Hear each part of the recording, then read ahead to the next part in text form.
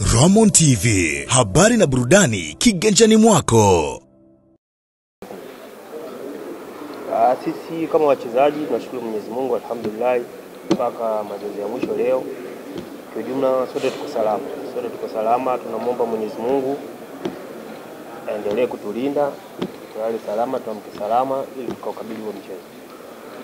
Sawa, sisi mimi kama mchezaji mkubwa ambaye labda nilikuwa mdogo, nimecheza hizo mechi wakati nikiwa mdogo mpaka nimekuwa mkubwa, nimecheza hizo mechi.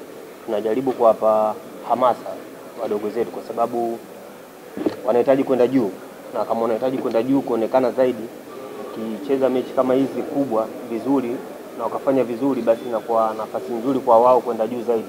Kwa hiyo hamasa ipo kubwa kwa vijana ambao wanachipukia kwenye timu yetu, na wao wenyewe pia wana hamu na wana hali ya kucheza vizuri katika mchezo huu, kwa sababu ni mchezo ambao unakuja kuangaliwa na Watanzania wengi. Kwa hiyo kama unapata nafasi kama hiyo kuja kuangaliwa na watu wengi, kwamba lazima uoneshe zaidi kipaji chako ili mradi uweze kupata nafasi sehemu zingine. Kwa hiyo kama mimi na kina Saidi na watu wote ambao kina Kichuya wako pale, tunawapa moyo sana wadogo zetu na tunawaambia wasiwe na wasiwasi. Hii ni game kama game nyingine, wasije wakaingia hofu labda wakaja kuona mashabiki wengi labda kuna hiki na hiki. Hakuna, mpira unachezwa uwanjani moja kwa moja. Kwa hiyo kwamba tumewaandaa vizuri vijana na imani watafanya vizuri katika mchezo wa kesho. Ongea mwalimu, sisi JKT Tanzania, wachezaji, benchi la ufundi na viongozi, lengo letu la kwanza ni kupata alama 3, kwa sababu mpira unachezwa uwanjani. Kiachana na mambo yote, ambaye atajipanga vizuri, atajiandaa vizuri na atakuwa anahitaji, atapusha, atapata matokeo. Sisi kama wachezaji tumejipanga nia na mazumuni kupata alama 3.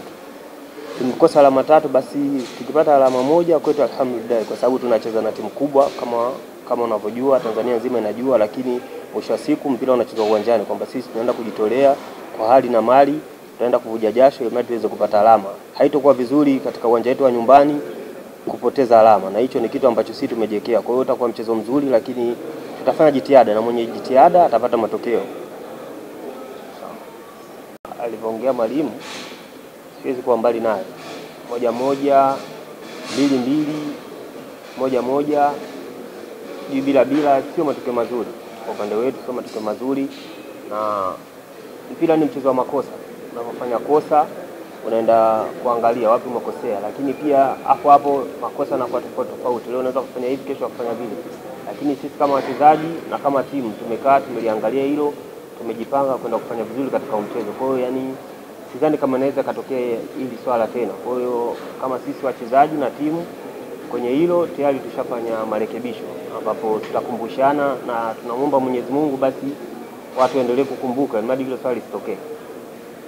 Kikubwa kwamba kwanza tuwapongeze vijana au tujipongeze sisi vijana na benchi la ufundi, kwa sababu tunapoingia uwanjani tunaambizana na tunaongea. Mpira ni dakika 90, yani sio dakika 90 tu, mpira mpaka ile filimbi ya mwisho, kwamba mwamuzi akishapiga pepe mpira ndio umeisha. Kwa hiyo haijalishi tupo kwenye hali gani, tuna matokeo gani, kwamba sisi kama wachezaji inabidi tupambane kuanzia dakika ya mwanzo mpaka ya mwisho.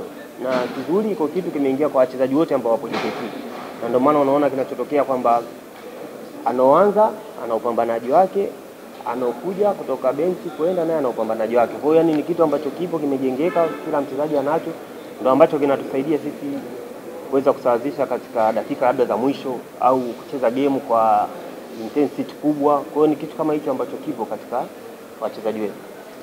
Nikushukuru sana. Nataka kila la heri. Ramon TV, habari na burudani kiganjani mwako.